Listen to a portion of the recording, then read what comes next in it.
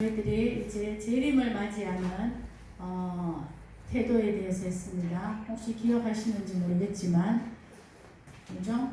너희는 허리에 띠를 띠고 등불을 들고 서 있으라. 재림이 오지만 일하며 또 성령 안에서 또 성령의 그 심판이 있는 줄 알고 서 있으라. 굉장히 각성하고 살라, 이런 말이었습니다. 오늘은 이제 그 재림의 우리 57절 지난번 12장에 보면은 하나님의 법정 앞에 가기 전에 하나님과 화해하라. 그것이 재림 전에 해야 할 다급한 일이다. 이 말씀으로 마무리를 하셨는데, 오늘은 이제 13장에 회개하는 것을 언제 어떻게 해야 되는가가 나옵니다. 오늘 저는 제목 잘 안 읽지만 오늘은 제목을 읽겠습니다. 기회가 있을 때 따라할게요. 기회가 있을 때 문이 닫히기 전에. 네, 오늘 그 말씀을 하십니다. 그래서 제가 읽지 않은 저 뒤에 보면은 25절에 집주인이 일어나 문을 한번 닫은 후에는 너희가 들어가지 못한다, 이 말씀을 하시는 거예요. 기회가 있을 때 또 문이 닫히기 전에 하나님의 법정 앞에 가기 전에 하나님과 화해하는 그런 일을 하라, 이 말씀이 오늘의 주제입니다. 1절에서부터 보면 이제 몇 가지 사건이 갑자기 이제 등장하면서 어떤 사람이 예수님 앞에 질문을 한 것 같아요. 빌라도가 그 당시에 총독인데 그가 갈릴리 사람들을 죽여가지고 그 피를 이제 자기 제단, 그러니까 자기 믿는 신 앞에 이렇게 제물하고 섞어서 드렸다는 거죠. 참 지금 생각하면 몸서리 칠 일이지만은 그때는 그런 일을 했는가 봐요. 갈릴리 사람들의 피를 그랬다. 그 다음에 또 하나는 실로암에서 이제 망대는 그 망루잖아요. 그 위에 이렇게 지어놓은 그게 무너져가지고 18사람이나 죽었는 큰 사건이 있었다, 이렇게 돼 있어요. 근데 이제 그거에 대해서 사람들이 어떻게 생각하냐 하면 그들은 죄가 많아서 그런 심판을 받아서 죽었구나. 특별히 갈릴리는 이제 사마리아, 옛날 같은 사마리아 북쪽에 있어서 좀 더 유대 땅, 예루살렘보다는 좀 더 혼혈들이 많고 이방인이 많고 막 이런 지역이었다고 불려서 그들이 하나님 잘 안 믿고 그러더니 저런 죄를 받아서 저런 일이 일어났지, 이렇게 얘기를 한다는 거예요. 근데 예수님이 그거에 대해서 이렇게 말씀하십니다. 그들만 죄가 있어서 그런 게 아니다. 그런 사건이 있는 걸 볼 때에 우리가 다 죄인이라는 것을 깨달아야 한다, 이 말씀으로 해주십니다. 모든 사람보다 그 사람들이 죄가 더 있는 것이 아니라 다 죄인이라는 시각으로 봐야 한다. 그들의 시각은 그들은 죄 때문에 죽고 나는 괜찮다, 이렇게 안도하는 그런 자세를 버려야 한다.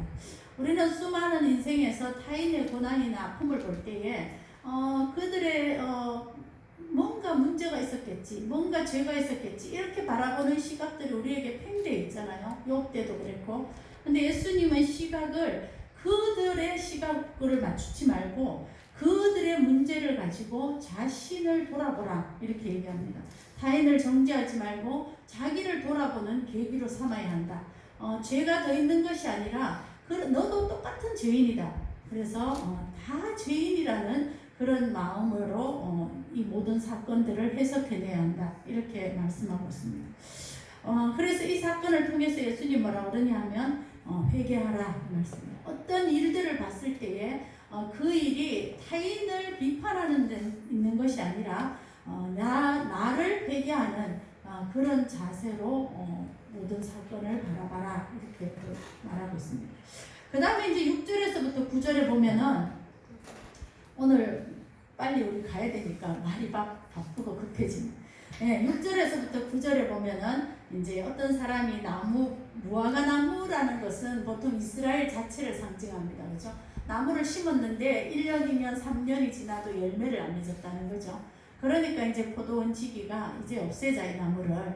그러니까 그 사람이 포도원을 주인이 없애자 이러니까 포도원 지기가 아니, 한 해만 더, 조금만 더 걸음을 주고 하고 이렇게 좀 더 하겠습니다. 좀 더 한 번만 더 기다려 봅시다. 이렇게 말했다는 거예요. 첫 번째는 우리가 어떤 사건이든지 간에 내가 죄인이며 내가 회개해야 한다는 당면 과제를 그거를 놓치지 말아야 한다. 두 번째는 뭐죠? 기회가 될 때에 열매를 내야 된다. 여기 보면은 주님이 그 열매를 내기 위해서 기다려주는 모습을 볼 수 있어요. 여기는 예를 들었지만은 이 포도원 지기의 예를 들었지만 주님은 사실 우리를 한없이 기다리고 계속 기다려 주셨죠. 내가 종일토록 너희를 향하여 손을 벌렸다 이렇게 했잖아요. 종일토록 너희가 돌아오기를 하나님이 거지도 아닌데 우리에게 손을 벌리고 오기를 기다리고 있었다. 이 말씀을 하시잖아요. 여기 보면은 이 3년이나 지나서 무화과 나무는 이스라엘 믿는 사람들을 상징하는데 교회도 나오고 계속 여러 가지 것들을 권유도 받고 하지만 회개하지 아니하고 열매를 맺지 않는 그 자에게 하나님 말씀은 기한이 있다. 참아주시고 기다려주시고 또 찍어내지 않고 또 포도원 지기에게 두루 파고 거름을 주고 또 말씀을 먹고 그 신앙의 공동체 안에 거하게 하지만 언젠가는 기한이 있다는 거예요. 끝날 때가 있다는 거예요. 그래서 파고 거름을 주고 계속 기다려주실 그때에 계속 거부하지 말고 이제는 열매를 맺는 삶으로 믿음의 열매, 회개의 열매, 또 삶의 열매와 이런 열매를 맺는 삶이 되어라. 이것이 두 번째 말씀입니다. 그 다음에 세 번째는 10절에서부터 쭉 나가면 안식일에 대한 문제가 나오죠. 열매를 맺는데 그 열매는 본질을 바로 잡는 열매를 맺어야 된다는 거예요. 지금 안식일에 대한 문제가 나와서 18년 동안이나 이렇게 이제 꼬부라져서 완전히 이렇게 등을 못 피는 그런 여자가 있었다 그러잖아요. 그래서 일어나지를 못하고 그냥 이렇게 옛날에 말하면 이제 안전뱅이라는 말을 많이 했잖아요. 그런 여인이 있었다. 18년이나. 그러니까 이 여인의 이 사람의 나이가 18년 아닌 거 보니까 중간에 그런 병이 걸렸던 것 같아요. 척수 염증이나 이렇겠죠. 그래서 이 사람이 했는데 예수님이 보시고 이 병을 고쳐주셨어요. 예수님 말씀이 내 병에서 놓였다 이렇게 하시고 그 뒤에도 보면은 16절에 18년 동안 사단에게 매인바 되었다 이렇게 얘기하잖아요. 그러니까 이 여인은 병도 병이었지만은 그 병이 특별히 귀신과 연관되어 있어서 그 매임에서 풀어나오지를 못하는 삶을 18년이나 살았다 이렇게 되어 있습니다. 근데 그걸 예수님이 안식일을 고쳐주셨어요. 그러니까 이제 거기에 회당장이 안식일에 병 고치지 말라 이렇게 얘기했어요. 안식일에는 하지 말라 이렇게. 그러니까 예수님이 그거를 그 사람들을 보고 외식한다 이렇게 말씀하셨어요. 우리가 신앙생활을 하지만 예수님과 진실로 본질적인 문제를 주님 앞에 토로하면서 매임이나 그런 데서 노여나는 그런 주님과의 만남이 아닌가. 그것이 참 안식의 의미다 이 말씀을 하시는 거예요. 그런데 외식하는 자들은 뭐죠? 그런 참된 본질의 만남이 주님과 없다는 거예요. 그냥 건성건성으로 늘 예배나 명목상으로 주의를 지키고 이런 걸 하지만 그 마음 깊은 중심을 주님 앞에 드리면서 그 마음 깊이 있는 상처와 아픔과 이런 것들, 매임과 인생의 매임이 얼마나 사람마다 다양하게 다 있잖아요. 그런 매임을 하나님 앞에서 진실로 내면서 소통하면서 회복하면서 치유받으면서 그런 안식이 있는가? 그것이 참된 안식이다 이 말씀을 하십니다. 여기 특별히 그렇게 하지 않는 그런 자들을 예수님이 외식한다. 겉으로는 신앙생활을 하는 것 같고 예배도 드리는 것 같은데 마음으로 주님과의 터치가 없을 때, 그 사마리아 여인처럼 예수님이 사마리아 여인을 만났을 때에 그 여인에게 물을 달라. 그러니까 이 여인이 물을 주면서 여러 가지 얘기를 하다가 예수님이 남편을 불러오라 이러니까 남편이 없다 이러면서 그 여인이 이제 자기 마음이 깊은, 그래 네가 남편이 5이 있었으나 지금 있는 남편도 남편이 아니다 이 말씀을 할 때에 이 여인이 계속 피하잖아요. 당신은 유대인인데 또 종교적으로 토론도 적극적으로 벌려요. 예배를 어디서 드려요? 이 산에서 드리나 예루살렘에서 드려야 돼요. 이런 외적인 종교적인 문제나 그런 문제는 열을 내면서 여러 가지 얘기를 하지만 자기 남편의 문제와 자기 가장 깊은 곳에 있는 상처의 문제는 예수님이 터치를 하시려고 그거를 건드릴 때에 거부했다는 거예요. 우리도 신앙생활을 하면서 주님이 정말 내 마음 깊은 곳을 만지시고 치유하시고 놓여주게 하시고 매임에서 벗어나게 하기를 원하는데 우리는 그거를 움츠리고 주님과 의논하지 않고 주님과 소통하지 않는 우리가 아닌가, 이것을 오늘 말씀에서 보여줍니다. 참된 안식은 주님을 만나서 마음 깊은 곳에 있는 그런 매임과 상처와 이런 것들을 주님 앞에 내어놓는 것이 참된 안식의 본질이다. 그래서 그것이 안식일날 하든지 다른 날 하든지 그 상관이 없다는 거예요. 안식일날이 어떤 외적인 모양만으로 예배를 드리며 껍데기와 형식으로 어쩔 수 없이 하는 것이 아니라 나를 만나서 인생의 매임에서, 영혼의 매임에서, 병의 매임에서 벗어나는 것, 그것이 참 안식이다 말씀하십니다. 그래서 이제 특별히 16절에는 이렇게 돼 있어요. 18년 동안 사단에게 매임받은 이 아브라함의 딸이잖아요. 참 그 극적인 2가지의 단어가 다 있어요. 이 여인은 지금 18년이나 어떤 거에 의해서 눌려서 일어나지를 못하며 병도 같이 왔겠죠. 못 움직여요. 그런데 그 여인에 대한 설명이 예수님이 양극단을 다 얘기해요. 사단에게 매였다 지금. 인생에 우리가 얼마나 상처와 어려움이 많은데 그 뒤에 교묘하게 작용하는 그 사단의 역사들이 다 있잖아요. 그래서 우리가 거기에 휘둘리고 막 어쩔 줄 모르고 어떻게 할지 모르는 상황들이 우리 상황 속에 많이 있잖아요. 그런데 주님은 거기에다가 사단에게 매였지만 이 여인은 아브라함의 딸이야 이렇게. 우리가 인생에서 때로 사단의 어려움, 사단이 주는 그런 것들에 힘들어하고 고통스러워하지만 그의 정체성은 뭐야? 18년이나 일어나지도 못했지만 그 여인의 정체성은 너는 아브라함의 딸이라. 나의 자녀며 하나님의 자녀며 주님의 친구며 주님이 함께하기를 원하는 자예요. 그래서 이런 말씀을 우리가 들을 때에는 우리의 외적인 어떤 모습이나 때로 우리가 어떤 때는 의식이 몽롱해지기도 하고 때로는 우리 스스로도 해결할 수 없는 속에서 우리가 매여서 막 헤매고 있다 할지라도 사단의 어떤 괴계에 막 그렇게 휘둘려진다 할지라도 우리의 정체성은 뭐야? 너는 아브라함의 딸이다. 그거를 잃어버리면 안 된다. 오늘 주님은 그 여인의 18년의 참으로 불행한 인생 가운데에서도 그 여인이 아브라함의 딸이라는 것을 잊으시지 않았어요.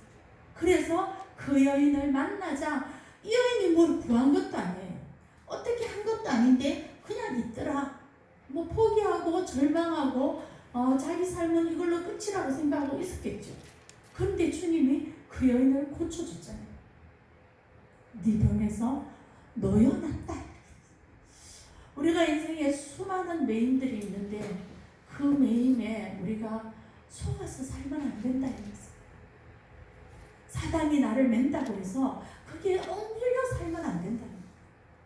나는 주님의 딸이며 하나님의 자녀며 주님이 늘 돌보고 주시하고 있고 긍휼히 여기고 있고 함께 하기를 원하고 결국은 승리를 주기를 원하는 그 아브라함의 딸이다.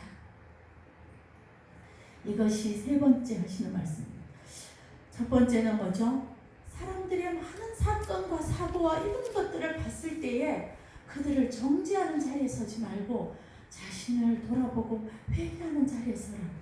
2번째는 뭐야? 계속 주님이 두릅하고 열매를 계속 주실 때에 열매를 맺으라. 믿음의 열매, 회개의 열매를 맺으라. 언젠가는 기한이 끝나는 기한이 있을 것이다. 더 이상 나를 권유하지 않을 것이다. 더 이상 말씀이 내게 들려지지도 않을 것이다. 그런 날이 오기 전에 주님을 믿으라. 세 번째는 뭐야? 믿되 본질을 찾으라. 외식하며 껍데기로 주님을 만나는 것이 아니라 참된 진실된 마음으로 나의 매임을 매여서 인생을 다 허비하여 사는 것 같지만 주님이 보시기에는 사단의 매인 것 같지만 주님이 보시기에는 너는 나의 자녀며 아브라함의 딸이며 믿음의 정체성이 있는 자라는 것을 잊어버리지 말고 다시 돌아오며 노인 삶을 살라 놓여라 이 말씀을 하시는 거예요. 그래서 예수님이 이 말씀을 하시되 모든 반대하는 자들은 부끄러움을 느끼고 온 무리는 그 영광스러움을 기뻐하더라. 결국은 주님을 만나서 참된 안식이 무엇인가를 알았을 때에 우리 삶은 때로 사탄에 매일 수 있지만은 영광을 다시 찾고 승리를 다시 누리고 마음의 참된 평강과 안식을 누리는 참 안식일이 도래할 것이다. 회개하며 기한을 알고 그럼을 주었을 때 열매를 맺으면 나의 진실된 마음을 주님 앞에 내어놓고 그 매임을 주님이 해결해 주기를 풀어주기를 할 때에 참된 영광과 참된 승리와 치유와 회복이 있을 것이다. 이것이 오늘 말씀입니다. 제목 한 번 더 따라하겠습니다. 기회가 있을 때 문이 닫히기 전에 열매를 맺으라. 회개의 열매, 믿음의 열매, 주님이 해결하시는 노임의 열매들이 맺혀지기를 간절히 원합니다. 그 다음에는 이제 18절, 21절은 그런 것은 아주 작은 겨자라 할지라도 지금 내가 생각하기에는 내 믿음이 아주 아무것도 아닐 때 그런 작은 겨자는 눈에 보이지도 않거든요. 그런 믿음의 씨는 참된 안식과 회개와 이런 열매는 지금 아주 작다 할지라도 그것은 반드시 자라게 되어 있고 엄청나게 크게 확장되게 되어 있고 그 다음에 뭐죠? 누룩은 변화시키잖아요. 이스트를 넣으면 이게 부풀어 오르면서 변화가 되잖아요. 참된 변화가 있을 것이다. 우리의 믿음이 지금 당장은 겨자씨 같고 누룩처럼 아주 작은 큰 나의 삶에 딱딱하게 굳어져가는 이 밀가루 반죽 같은 거기에 아주 작은 이스트만 들어간다 할지라도 그것이 온 삶과 온 큰 나무가 되도록 놀라운 변화가 있을 것이다. 놀라운 성장이 있을 것이다. 왜? 복음은 살았고 참되고 예수 그리스도의 능력과 노임과 열매 맺게 하시는 분은 바로 주님의 능력이기 때문에 그래서 나는 겨자씨만한 믿음이고 나는 아주 작은 그거 이스트라 할지라도 누룩이라 할지라도 주님이 변화시켜서 하나님 나라에 성장이 있게 될 것이다. 그래서 그는 19절에는 공중의 새들도 깃들 것이다. 이전에는 내가 내 문제만으로도 해결이 안 돼서 막 어떻게 하지만 이후 주에는 뭐죠? 다른 새들까지도 품어주며 깃들며 거기에 함께 거하게 되는 그런 사람으로 성장할 것이다. 놀랍게 변화되어서 딱딱한 밀가루 반죽으로 굳는 게 아니라 부드러운 빵이 되는 그런 부풀어 오르는 그런 변화되는 삶이 올 것이다. 이것이 오늘 말씀입니다. 우리의 삶에 정말로 주님을 만나서 회개의 열매, 또 믿음의 열매, 또 참된 안식의 노임, 그리고 점점 자라가고 변화되는 그런 신앙이 있기를 간절히 축원합니다. 다 같이 기도하겠습니다. 하나님 아버지, 지난번에 주님이 하나님의 법관 안에 서기 전에 하나님과 빨리 화해해야 된다고 말씀하시고 오늘 이제 그 화해의 방법들을 일러주십니다. 세상의 수많은 고통과 고난과 사건과 사고를 볼 때에 그들의 문제라고 치부하거나 또 그들을 정죄하거나 그렇게 하지 말고 주님 너 자신을 돌아보며 그 당시에 회개의 기회로 삼으라고 하신 주님, 그 사건을 당하고 있는 당사자나 또 그 사건을 보고 있는 저희들이나 또 우리가 당하고 있는 우리나 주님, 그 모든 일들 가운데 하나님 앞에 우리가 다 죄인인 것을 다시 한번 깨닫기를 원합니다. 내가 종일토록 너를 향하여 손을 벌렸으나 너희들이 나를 거부하였다는 이 말씀이 주님의 가슴에 못이 박히고 아픔이 되지 않았습니까? 아버지 하나님, 주님이 우리를 향하여 또다시 손을 벌리실 때에 주님 또다시 걸음 주고 또다시 그 나무를 두릅하며 새로 키우고자 하셨을 때에 이제는 돌아와 믿음의 열매, 회개의 열매를 맺는 자들 되게 하여 주셔서 18년 아니면 인생의 많은 부분에 주님 사탄에 매이며 주님 노임에 노연하지 못하며 주님 얽매여 살았던 그 모든 것에서 주님 노연하는 놀라운 은혜가 치유되는 놀라운 사랑이 주님 저희들에게 일어나게 하여 주셔서 주님 겨자씨 같은 작은 믿음이라 할지라도 주님 정말 누룩 같은 거라 할지라도 큰 나무가 되어서 새들을 품어주며 또 주님 큰 밀가루가 주님 빵이 되어가는 그런 놀라운 역사와 변화들이 일어날 수 있도록 우리 삶에도 도와주시옵소서. 아버지 하나님 불쌍히 여겨주시고 하나님 아버지 우리의 그런 매여있는 삶과 주님 우리가 어떻게 하지 못하는 이 모든 것들을 바라보시면서도 주님이 나의 딸 아브라함의 딸 믿음의 딸이라고 칭해주시는 그 은혜를 저희들이 잊지 않게 하여 주시고 회복하며 일어서며 주님 앞에 새로 사는 귀한 은혜를 더하여 주시옵소서. 예수님 이름으로 기도하였습니다.